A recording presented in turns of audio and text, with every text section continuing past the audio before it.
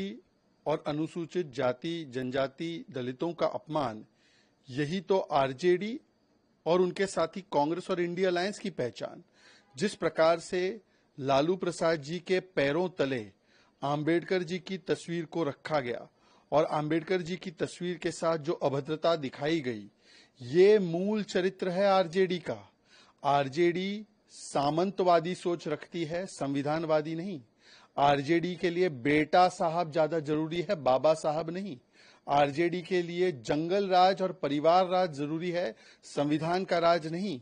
इसीलिए बार बार आरजेडी अपमान करती है बाबा साहब आम्बेडकर जी का भी और अनुसूचित जाति जनजाति के समाज के लोगों का भी।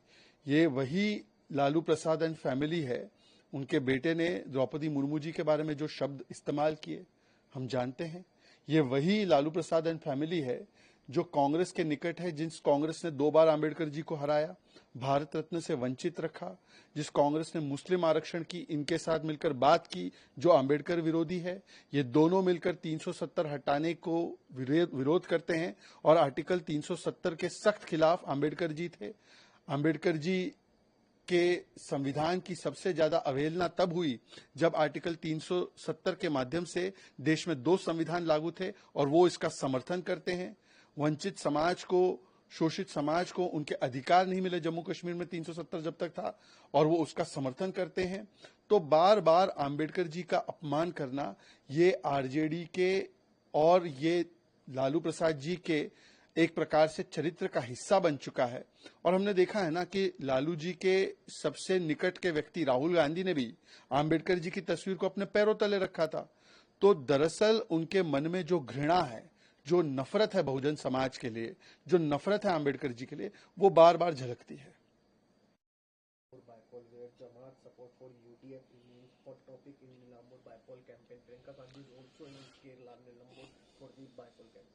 What kind of alliance this is, one wonders. It is 8th wonder of the world that Congress party for left is secular in Delhi, secular in Bengal, and in Kerala it is communal, and the left party attacks the Congress saying that Congress has alliance with Jamaat-e-Islami. Left supports Hamas, that's another issue. But they are saying that you are the supporters of Jamaat-e-Islami. In the polls you are taking support of Jamaat-e-Islami, hence you are communal. Then I want to ask the left leaders that how a party becomes communal in Kerala and secular in Delhi? How you are doing kushti in Kerala and dosti and masti in Delhi? Then you break the alliance with this communal party in Delhi also. It only shows that this alliance, they have no mission, no vision.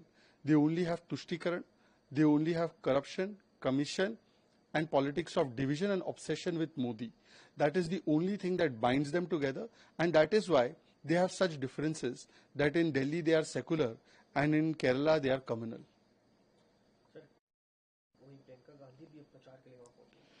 देखिए किस प्रकार का alliance है समझ में नहीं आता। 8वां अजूबा है ये तो कि भाई दिल्ली में कांग्रेस को लेफ्ट पार्टी सेकुलरिज्म का सर्टिफिकेट देगी, बंगाल में सेकुलरिज्म का सर्टिफिकेट देगी और केरल में सांप्रदायिक होने का तगमा लगाएगी। अब लेफ्ट के लोगों ने कहा है, लेफ्ट वैसे खुद हमास का समर्थन करता है, पर लेफ्ट ने कहा है कि कांग्रेस जमात-ए-इस्लामी के साथ गठबंधन बनाकर चुनाव लड़ रही है, इसलिए वो सांप्रदायिक है। भाई सांप्रदायिक है तो तोड़ो ना अलायंस दिल्ली में भी।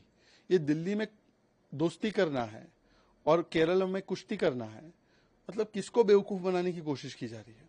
तो इसीलिए लेफ्ट के लीडर से मेरा ये आग्रह है कि यदि ये सच में सांप्रदायिक लग रहे हैं आपको केरल में, तो दिल्ली तक बात ले जाओ। और देखिए ये अलायंस जो है इसमें कोई मिशन नहीं, ये केवल तुष्टीकरण, commission, corruption, politics of division और मोदी से ऑब्सेशन, इसके नाम पर ये एक हुए हैं।